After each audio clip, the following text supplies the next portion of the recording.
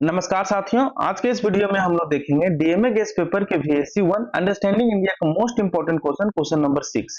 Question number 6 है दोस्तों, भारत के नाट्य शास्त्र कालिदास पाणिनि पतंजलि के योगदान का वर्णन करें। दोस्तों ये क्वेश्चन आपके एग्जाम के पॉइंट ऑफ व्यू से काफी इंपॉर्टेंट हो जाता है क्योंकि ये क्वेश्चन आपके प्रीवियस ईयर में पूछा गया है। तो चलिए इस क्वेश्चन को हम लोग देखते हैं कि भारत के नाट्य शास्त्र कालिदास पाणिनि पतंजलि के योगदान का वर्णन को, या फिर इस प्रकार से भी पूछ सकता है कि भारत के नाट्य शास्त्र कालिदास पाणिनि पतंजलि के योगदान पर निबंध लिखें, या फिर इस पर प्रकाश डालें, या फिर चर्चा करें। इस प्रकार भी प्रश्न पूछा जा सकता है, लेकिन आपको घबराने की कोई जरूरत नहीं है। देखो क्वेश्चन में भारत के नाट्य शास्त्र दिखे, कालिदास दिखे, पाणिनि दिखे या पतंजलि के योगदान के बारे में लिखने बोले तो आप इस प्रकार से लिख सकते हैं, हम जो आपको बताएंगे। और दोस्तों आपको ये पीडीएफ डाउनलोड करने के लिए आप हमारे धनबाद मैथ्स एकेडमी एप्लीकेशन को इंस्टॉल कर सकते हैं। यहाँ पर आपको VSC पेपर के साथ साथ बाकी अन्य पेपर के भी डीएमए गेस पेपर प्रोवाइड करवाई जाती है। तो चलिए हम लोग देखते हैं VSC पेपर अंडरस्टैंडिंग इंडिया का क्वेश्चन नंबर 6 को, जो कि बहुत ही इंपॉर्टेंट है।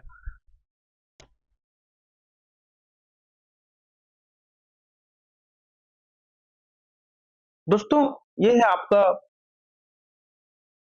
भारत के नाट्य शास्त्र कालिदास पाणिनि पतंजलि के योगदान का वर्णन। दोस्तों नाट्य शास्त्र भारतीय नृत्य और नाट्य कला का शास्त्र है जिसे भारत मुनि ने लिखा। यह नाट्य शास्त्र किसने लिखा दोस्तों? इसे भारत मुनि ने लिखा, जो कि भारतीय नृत्य और नाट्य कला का शास्त्र है। दोस्तों यह ग्रंथ भारतीय रंगमंच, नृत्य और अभिनय के विधियों का विस्तृत वर्णन करता है। दोस्तों यह जो ग्रंथ है यह भारतीय रंगमंच, नृत्य और अभिनय की विधियों को विस्तृत से वर्णन करता है। इसमें रस जिसे हम लोग भाव बोलते हैं और रंग जिसे हम लोग अभिनय बोलते हैं, इसमें भाव अभिनय के सिद्धांतों पर चर्चा की जाती है। दोस्तों इस शास्त्र में क्या मिलेगा आपको? इसमें आपको भाव और अभिनय के सिद्धांतों की चर्चा मिलेगी। नाट्य शास्त्र भारतीय कला और संस्कृति का एक महत्वपूर्ण अंग है। दोस्तों ये जो नाट्य शास्त्र है ये भारतीय कला और संस्कृति का एक बहुत ही महत्वपूर्ण अंग है, और भारतीय नृत्य नाट्य कला की जड़ें इसी ग्रंथ में पाई जाती है। और जो भारतीय नृत्य और नाट्य कला की जो जड़ें हैं, जो इसकी शुरुआत है, वो इसी शास्त्र में मिलेगी आपको, नाट्य शास्त्र पर।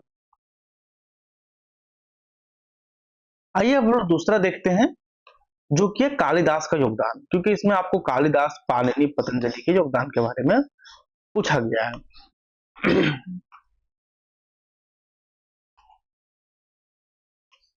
दोस्तों कालिदास संस्कृत साहित्य के महान कवि और नाटककार थे। दोस्तों आपको सभी को पता होगा जो कालिदास जी थे वे संस्कृत साहित्य के बहुत ही बड़े महान कवि और नाटककार थे। दोस्तों उनके प्रमुख ग्रंथ जैसे अभिज्ञान शकुंतलम, रघुवंशम और कुमार संभव हैं। ऐसे तो कालिदास के बहुत सारे ऐसे प्रमुख ग्रंथ हैं, लेकिन जिनमें से बहुत ही प्रमुख ग्रंथ है वे मुख्यतः 3 मानी जाती है, जिसमें है आपका अभिज्ञान शकुंतलम, रघुवंशम और कुमार संभव। दोस्तों कालिदास के साहित्य में गहरी भावनाओं, प्रकृति का सुंदर चित्रण और मानवीय रिश्तों की जटिलता को बहुत ही सुंदरता से व्यक्त किया गया है। उनके काम ने भारतीय साहित्य में एक नया मानक स्थापित किया। दोस्तों कालिदास जी के काम ने भारतीय साहित्य में एक नया मानक स्थापित किया, और आज भी उनकी जो कृतियां हैं अद्वितीय मानी जाती है। ये था दोस्तों कालिदास का योगदान। आइए हम लोग देखते हैं तीसरा, पाणिनि का योगदान। दोस्तों पाणिनि संस्कृत व्याकरण के महान आचार्य थे। दोस्तों ये जो थे संस्कृत व्याकरण के बहुत ही महान आचार्य थे। दोस्तों उनका सबसे प्रसिद्ध काम अष्टाध्यायी है, जिसमें संस्कृत व्याकरण के नियमों को संरचित और व्यवस्थित किया गया है। दोस्तों आप इसे नाम को नोट डाउन कर लें, क्योंकि इसे हो सकता है एग्जाम में 1 वर्ड में पूछ लिया जाए। दोस्तों अष्टाध्यायी है जिसमें संस्कृत व्याकरण के नियमों को संरचित और व्यवस्थित किया गया, जिसमें क्या किया गया दोस्तों? संस्कृत व्याकरण के जो नियम है उन्हें बहुत ही अच्छे तरीके से संरचित और व्यवस्थित तरीके किया गया है। दोस्तों पाणिनि ने 3950 सूत्रों के माध्यम से संस्कृत भाषा की व्याकरणिक संरचना को परिभाषित किया।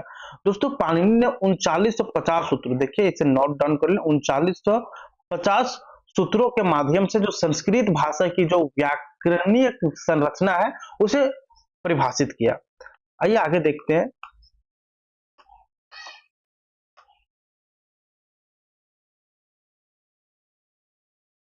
उनका काम आज भी भारतीय और पश्चिमी भाषाविदों के लिए एक महत्वपूर्ण संदर्भ है। दोस्तों जो इनका काम है आज भी भारतीय और पश्चिमी भाषाविदों के लिए एक महत्वपूर्ण संदर्भ माना जाता है। आइए बात करते हैं पतंजलि का योगदान। दोस्तों पतंजलि संस्कृत के महान आचार्य थे। ये भी संस्कृत के बहुत ही महान आचार्य थे और योग के सिद्धांतों के प्रतिष्ठापक थे। ये दोस्तों एक मतलब पतंजलि संस्कृत के महान आचार्य के साथ साथ योग के सिद्धांतों के ये प्रतिष्ठापक थे। दोस्तों उन्होंने योग सूत्र नामक ग्रंथ लिखा जिसमें योग के 8 अंगों की व्याख्या की गई। देखिए सारे लाइन आपके इंपॉर्टेंट है दोस्तों। देखिए ऐसा नहीं है कि आपको एग्जाम में पूरा पेपर भर के लिखिए यार कुछ भी लिख दीजिए, एक ही सेंटेंस को बार बार लिखिए। आप कम भी लिखिए लेकिन जो सटीक चीजें हैं वे सारी चीजें लिखिए, तो एक भी मार्क्स आपका एग्जाम में कटेगा नहीं। जैसे देखिए हमने यहाँ पे क्या लिखा है, पतंजलि संस्कृत के महान आचार्य और योग के सिद्धांतों के प्रतिष्ठापक थे। दोस्तों उन्होंने योग सूत्र नामक ग्रंथ लिखा जिसमें योग के 8 अंगों की व्याख्या की गई। पतंजलि ने योग को एक मानसिक, शारीरिक और आध्यात्मिक अभ्यास के रूप में प्रस्तुत किया।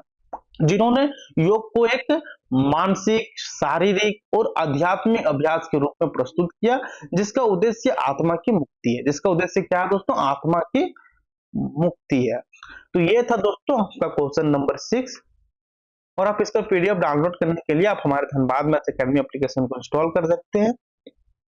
वहां पर आपको बीएससी पेपर के साथ साथ बाकी सभी अन्य पेपर की भी पीडीएफ मिल जाएगी, जैसे MDC paper, set paper, minor paper, major paper, ये सारे सब्जेक्ट्स का पीडीएफ आपको एप्लीकेशन में मिल जाएगा। तो वहां से आप एप्लीकेशन को इंस्टॉल करके सारे गेस्ट पेपर का पीडीएफ को डाउनलोड कर सकते हैं। और डिस्क्रिप्शन बॉक्स में आपको हमारे टेलीग्राम चैनल और व्हाट्सएप चैनल का लिंक मिल जाएगा, वहां से आप हमें फॉलो कर सकते हैं क्योंकि हम वहां पर आपकी यूनिवर्सिटी से रिलेटेड सारे अपडेट्स और स्टडी मटेरियल साझा करते हैं। धन्यवाद दोस्तों, मिलते हैं नेक्स्ट वीडियो में।